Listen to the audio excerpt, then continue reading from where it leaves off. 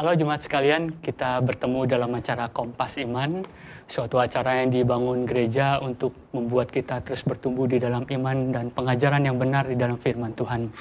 Pada kali ini bersama saya Felix Jiprang ditemani oleh saudara saya Victor Fembrianto dan juga pendeta kita, Pendeta Chandra Gunawan. Kita akan memulainya dari pertanyaan-pertanyaan yang kita dapat dari jemaat, dan baru kita akan membahasnya lebih dalam lagi berdasarkan pertanyaan tersebut.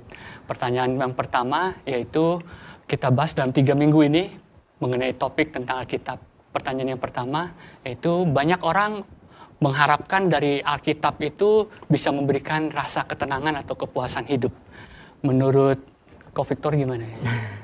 Iya Pak, kalau pengalaman pribadi saya membaca Alkitab, beberapa dalil Alkitab itu kan ada yang berisi janji ya. Nah itu bagian janji itu yang bisa memberikan janji tentang pertolongan Tuhan ya. Itu yang bisa memberikan kekuatan di hidup saya.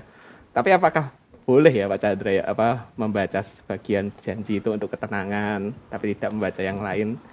Gimana menurut Pak Chandra? Iya, jadi pertama-tama kita harus mengerti bahwa Alkitab itu diberikan oleh Tuhan kepada orang-orang percaya untuk menjawab pergumulan mereka. Nah, pergumulan akan apa? Tentu pergumulan akan kebutuhan manusia untuk mengenal Tuhan. Tetapi yang kita harus pahami bahwa pengenalan manusia kepada Tuhan itu akan berdampak kepada apa? Kepada bagaimana manusia mengalami kehidupan yang lebih baik, kehidupan yang dalam bahasa kita menyebutnya berbahagia. Nah, itulah sebabnya maka tidak salah kalau kemudian beberapa orang mereka mengalami ketika mereka membaca kitab suci, misalnya saja dalam kondisi tertekan, di dalam kondisi ditinggal oleh orang yang mereka kasihi, firman Tuhan berkuasa untuk memberikan penghiburan kepada mereka. Nah, tetapi kita harus berhati-hati. Kenapa kita harus berhati-hati? Karena peran atau fungsi daripada kitab suci bukan hanya sebatas itu. Nah, itu yang penting. Nah, jadi sekarang ada saya pernah membaca sebuah tulisan menarik sekali berjudul Orang Kristen Perasaan. Nah, kenapa istilah ini digunakan? Oleh karena sekarang tumbuh semacam pemikiran, kebiasaan bahwa kita mengukur segala sesuatu berdasarkan perasaan. Jadi firman Tuhan dipandang bermanfaat kalau menyentuh perasaan dan lain sebagainya. Nah, yang harus kita pahami adalah bahwa fungsi kitab suci bukan hanya sebatas itu. Nah, jadi ada fungsi yang kedua juga Pak Felix, yaitu adalah fungsi kitab suci di dalam meluruskan jalan hidup manusia. Nah, dalam konteks ini kita bisa mengatakan bahwa kitab suci bukan memberikan ketenangan, tapi justru meresahkan manusia. Karena di dalam Alkitab kita belajar bahwa kitab suci itu digunakan oleh Roh Kudus untuk apa? Untuk meresahkan nurani kita setiap kali kita melakukan sebuah kesalahan atau jatuh di dalam dosa. Nah, apakah Pak Felix pernah merasakan bahwa kitab suci bukannya memberikan ketenangan dalam situasi tertentu, malah membuat kita resah dengan sesuatu hal yang kita lakukan? Gimana Pak Felix? Punya pengalaman seperti itu? Pengalaman spesifiknya sih kurang lebih nggak ingat jelas ya, tapi memang dalam beberapa kesempatan seperti yang kita tahu bahwa Alkitab mengatakan bahwa di Alkitab bertujuan untuk mengajar, mendidik. Nah, itu yang saya rasakan gitu. Banyak hal saya merasa diajar, dididik oleh firman Tuhan. Yang mungkin tidak secara spesifik detik demi detik, tapi yang mungkin secara garis besar fondasi iman, pemikiran ya didasarkan dari firman Tuhan itu. Menarik sekali berarti ya. Berarti Alkitab memang itu buku yang udah selesai masa lampau sekali, tapi itu masih bisa memberikan pengaruh kita sampai saat ini ya. Ini ada pertanyaan yang cukup relevan Pak Chandra. Jemaat bertanya, apakah Alkitab masih relevan buat kehidupan kita pada zaman ini? Iya. Nah, itu adalah pertanyaan yang memang menjadi pergulatan bukan hanya bagi orang-orang Kristen yang ada di dalam kehidupan sehari-hari, maksud saya jemaat, tetapi juga pertanyaan yang digumulkan oleh banyak orang-orang Kristen yang studi Alkitab dan di dalam mereka mencoba menjelaskan, menjawab apakah Alkitab relevan sampai sekarang? Nah, itu tergantung dari bagaimana cara kita memandang Alkitab. Nah, kenapa demikian? Karena sebagian orang memandang bahwa kitab suci itu hanya buku sejarah. Nah, sebagai buku sejarah, maka kitab suci itu ditulis untuk masa lalu, untuk konteks masa lalu. Dan karena itu adalah buku yang ditulis untuk masa lalu, terkadang kita melihat bahwa apa yang dituliskan di masa lalu tidak ada kaitannya dengan di zaman kita sekarang. Nah, ambillah contoh misalnya saja di dalam Alkitab kita membaca mengenai aturan-aturan yang bersifat spesifik. Misalnya saja kita membaca di dalam 1 Korintus pasal yang ke-11, di sana Rasul Paulus berbicara mengenai larangan bagi seorang perempuan untuk berambut pendek. Nah, jadi kita tentu di zaman sekarang sangat sering melihat wanita berambut pendek. Nah, sekarang coba saya tanya kepada Pak Felix, apakah menurut Pak Felix ada salahnya kalau perempuan berambut pendek?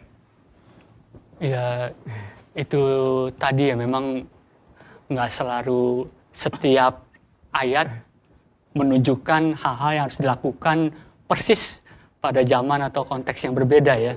Sekarang Seperti, banyak wanita tomboy juga ya Pak, iya, rambutnya pendek ya. Rambut pendek, panjang itu kan budaya, gaya, kontekstual di mana dia dilahirkan dan dibesarkan ya. Betul. Dan Alkitab harusnya juga menjadi relevan bukan hanya di zaman apapun, tapi di lokasi manapun di mana dia dibaca dan direnungkan ya. Ya, nah itulah makanya kita bisa dapat mengatakan bahwa waktu kita membaca Alkitab ada bagian yang continue, ada bagian yang tidak continue atau discontinue.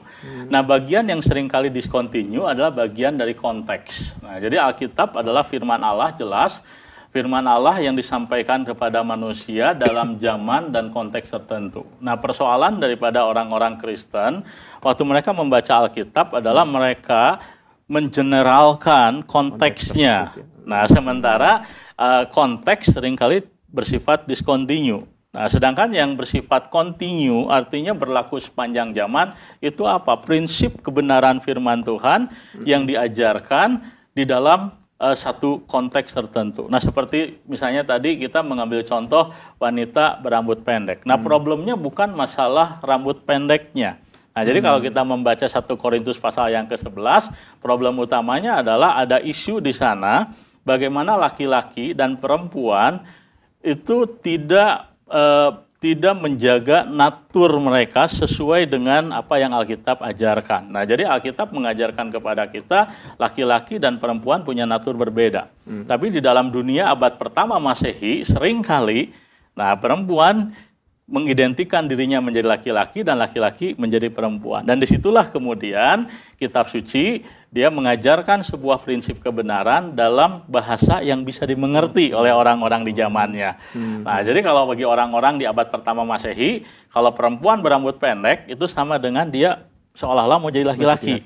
Nah, sebaliknya kalau laki-laki berambut panjang, dia seolah-olah mau jadi wanita. Tapi di zaman sekarang berbeda. Kalau wanita berambut pendek, nggak sama dengan menjadi laki-laki. Nah, itulah saya katakan tadi, Alkitab pasti relevan untuk sepanjang zaman, tetapi yang kita harus pahami, yang harus kita terapkan itu bukan konteks, tetapi prinsip Alkitabnya. Ya. Jadi Begitu. memang betul-betul relevan, tadi dikatakan sepanjang masa ya. Berarti sampai dengan nanti Tuhan Yesus datang kembali, yang banyak digambarkan di dalam kitab Wahyu ya. Nah, ini ada pertanyaan juga dari jemaat, apa sih yang dimaksud dengan kitab Wahyu gitu? Apakah sama dengan Wahyu Allah? Bagaimana Pak? Iya, jadi istilahnya sama gitu ya. Jadi waktu kita belajar tentang ajaran Alkitab, kita belajar mengenai sebuah konsep atau sebuah ajaran yang kita sebut sebagai ajaran tentang wahyu. Nah, apakah itu wahyu? Nah, jadi wahyu itu adalah penyingkapan jati diri Allah. Nah, sebenarnya bukan hanya jati diri Allah, tetapi juga penyingkapan kehendak Dia. Gitu ya. Jadi jati diri berbicara soal identitas Dia, kehendak Dia berbicara soal apa yang Dia inginkan, apa yang menjadi rencana Dia. Nah, kepada manusia sebatas yang Dia kehendaki. Nah, itu artinya, itulah arti daripada wahyu. Nah, waktu kita membaca kitab Wahyu, nah sebenarnya ada hal yang sama. Nah, jadi istilah yang digunakan di dalam bahasa Yunani untuk menyebut kitab Wahyu adalah apokalipsis. Nah, apokalipsis itu artinya sama, menyingkapkan. Sesuatu yang tertutup kemudian disingkapkan. Hanya yang seringkali orang salah pahami adalah orang sering berpikir bahwa kitab Wahyu itu menyingkapkan masa depan.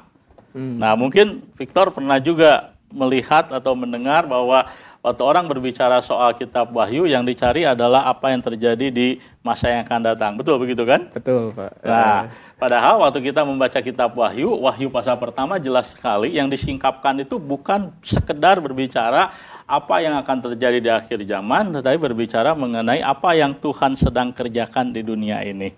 Gitu. Dengan menghadirkan kerajaan Allah yang dimulai sejak Yesus datang, inkarnasi, dan terus akan bergerak maju sampai Tuhan datang yang kedua kalinya, menjadikan langit dan bumi menjadi satu. Itulah yang disebut sebagai langit dan bumi yang baru. Begitu Pak Felix, kurang lebih. Ya. Jadi sebenarnya ada kesamaan ya Pak antara konsep dari kitab Wahyu itu dengan konsep Alkitab sebagai wahyu Tuhan. Iya. Tetapi kitab Wahyu mempunyai fokus yang lebih sempit dari Alkitab sebagai wahyu Allah keseluruhan ya. Betul, betul. Oke. Ya, terima kasih. Demikian Bapak Ibu Saudara Jemaat Kompas Iman kali ini. Kita bersyukur kita punya Alkitab yang adalah wahyu Allah. Dan kita sudah dengar tadi dia masih relevan bagi kehidupan kita sampai saat ini. Nah, bagi Bapak Ibu yang masih ada ingin menyampaikan pertanyaan, boleh silahkan kirim pertanyaan di kolom komentar dan nanti akan dijawab. Terima kasih. Tuhan memberkati.